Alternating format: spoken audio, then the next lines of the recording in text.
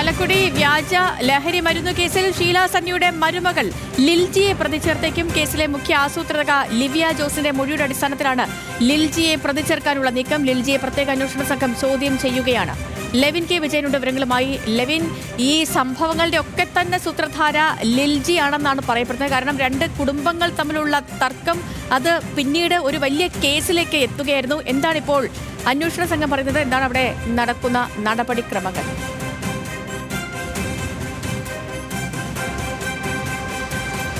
ഒരു കുടുംബ കൃത്യത്തിലേക്ക് നയിക്കപ്പെടുന്നു. അതിന് പിന്നാലെ ബന്ധുക്കളടക്കമുള്ള ആളുകൾ സംശയ നിഴലിലാകുന്നു. അതേ തുടർന്ന് വിപുലമായൊരു അന്വേഷണം നടക്കുന്നു. ഹൈക്കോടതിയും സുപ്രീം കോടതിയിലും കേസെത്തുന്നു. ഷീല സണ്ണി കേസ്, ചാലക്കുടി വ്യാജ ലഹരി മരുന്ന് കേസ് ഇതുവരെ കണ്ടിട്ടില്ലാത്ത നിലയിലേക്കാണ് കാര്യങ്ങൾ മുന്നോട്ട് പോകുന്നത്. ആദ്യഘട്ടത്തിൽ ചില സംശയങ്ങളും സൂചനകളും ഉണ്ടായിരുന്നെങ്കിലും അതിനെയൊക്കെ ശരിവെക്കും വിധമാണ് കാര്യങ്ങൾ മുന്നോട്ട് പോകുന്നത് എന്നുള്ള നിലയിലാണ് ഇപ്പോൾ നമുക്ക് മനസ്സിലാക്കാനായിട്ടുള്ളത്. ചാലക്കുടി വ്യാജമരുന്ന് കേസിലെ രണ്ട് പ്രതികളെ, മുഖ്യപ്രതികളെ MN നാരായണദാസിനെയും അതോടൊപ്പം തന്നെ ലിവിയ ജോസിനെയും പോലീസ് കസ്റ്റഡിയിലെടുക്കുകയും നാരായണദാസിൻ്റെ അറസ്റ്റ് രേഖപ്പെടുത്തുകയും ലിവിയെ കസ്റ്റഡിയെടുത്ത് അല്പസമയങ്ങൾക്ക് മുൻപ് വരെ ചോദ്യം ചെയ്യുകയും ചെയ്തതിൻ്റെ അടിസ്ഥാനത്തിൽ കിട്ടിയ വിവരങ്ങളെ തുടർന്നാണ് ഇപ്പോൾ ഷീല സണ്ണിയുടെ മരുമകളായിട്ടുള്ള ലിൽജി ജോസ് കൂടി ഈ കേസിൽ പ്രതിസ്ഥാനത്തേക്ക് എത്തുമെന്നുള്ള സൂചനകൾ നമുക്ക് ലഭിക്കുന്നത്. ലിൽജിയെ ഇപ്പോൾ ചോദ്യം ചെയ്തുകൊണ്ടിരിക്കുകയാണ്. DYSP VK രാജുവിൻ്റെ നേതൃത്വത്തിലുള്ള SIT ടീം മുഴുവൻ കൊടുങ്ങല്ലൂർ DYSP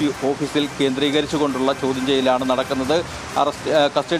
മുംബൈയിൽ നിന്നും കസ്റ്റഡിയെടുത്ത ലിവിയ ജോസിനെ ഇന്ന് പുലർച്ചെ കൊടുങ്ങല്ലൂരിലെത്തിച്ചു. അതിനുശേഷം DYSPയുടെ നേതൃത്വത്തിൽ ഏകദേശം 4.5 മണിക്കൂറോളമാണ് ചോദ്യം ചെയ്യൽ നടന്നത്. ലിവിയെ ചോദ്യം ചെയ്തതിൽ നിന്ന് ലഭിച്ച നിർണായകമായ വിവരങ്ങളുടെ അടിസ്ഥാനത്തിലാണ് ഇപ്പോൾ ലിൽജിയെ കൂടി ഇപ്പോൾ പോലീസ് ഉദ്യോഗസ്ഥർ ചോദ്യം ചെയ്യുന്നത്. ലിൽജിയോടും ഇന്ന് ലിവിയെ ചോദ്യം ചെയ്യുന്നതിൻ്റെ ഭാഗമായി ഇവിടേക്ക് എത്താനുള്ള നിർദ്ദേശം നൽകിയിരുന്നു. ലിൽജി DYSP ഓഫീസിൽ എത്തിയിട്ടുണ്ട്. ലിൽജിയെ ഇപ്പോൾ ചോദ്യം ചെയ്തുകൊണ്ടിരിക്കുകയാണ്. ചോദ്യം ചെയ്യലിൻ്റെ പല ഘട്ടങ്ങളിലും ലിവിയ പൊട്ടിക്കരഞ്ഞുകൊണ്ടാണ് ഉദ്യോഗസ്ഥർക്ക് മുൻപിൽ ചോദ്യങ്ങൾക്ക് മറുപടി നൽകിയത്. ഈ കേസുമായി ബന്ധപ്പെട്ടുകൊണ്ട് ഇനിയും പുറത്തു വരാത്ത ചില കാര്യങ്ങൾ എന്തെന്നതടക്കമുള്ള കാര്യങ്ങളാണ് DYSPയും സംഘവും ഈ കേസിലെ രണ്ടാം പ്രതിയായിട്ടുള്ള ലിവിയോട് ചോദിച്ചത്. ഇന്ന് ഈ ചോദ്യങ്ങൾക്കെല്ലാം പൊട്ടിക്കരഞ്ഞുകൊണ്ട് തനിക്കിതിൽ നേരിട്ട് പങ്കില്ല എന്ന് ഉദ്യോഗസ്ഥരെ വിശ്വസിപ്പിക്കുന്ന തരത്തിലാണ് മറുപടികൾ നൽകിയിട്ടുള്ളത്. ഈ സംഭവവുമായി ബന്ധപ്പെട്ടുകൊണ്ട് ഇതേ തുടർന്ന് ഇപ്പോൾ നമുക്ക് കാണാം, ദൃശ്യങ്ങളിൽ കാണുന്നതാണ് ലിവിയ ജോസ്. ഈ കേസിലെ രണ്ടാം പ്രതിയാണ്. ഷീല സണ്ണിയുടെ മരുമകളുടെ സഹോദരിയായിട്ടുള്ള ലിവിയ ജോസിനെ ചോദ്യം ചെയ്യൽ പൂർത്തീകരിച്ചുകൊണ്ട് DYSPയും സംഘവും ഇപ്പോൾ DYSP ഓഫീസിൽ വിശ്രമത്തിനായി മാറ്റിയിരിക്കുന്ന ദൃശ്യങ്ങളാണ് നമ്മൾ കണ്ടുകൊണ്ടിരിക്കുന്നത്. ലിവിയയെ ഭക്ഷണത്തിന് വേണ്ടി ഉള്ള സൗകര്യവും പോലീസുകാർ ചെയ്തു കൊടുത്തിട്ടുണ്ട്.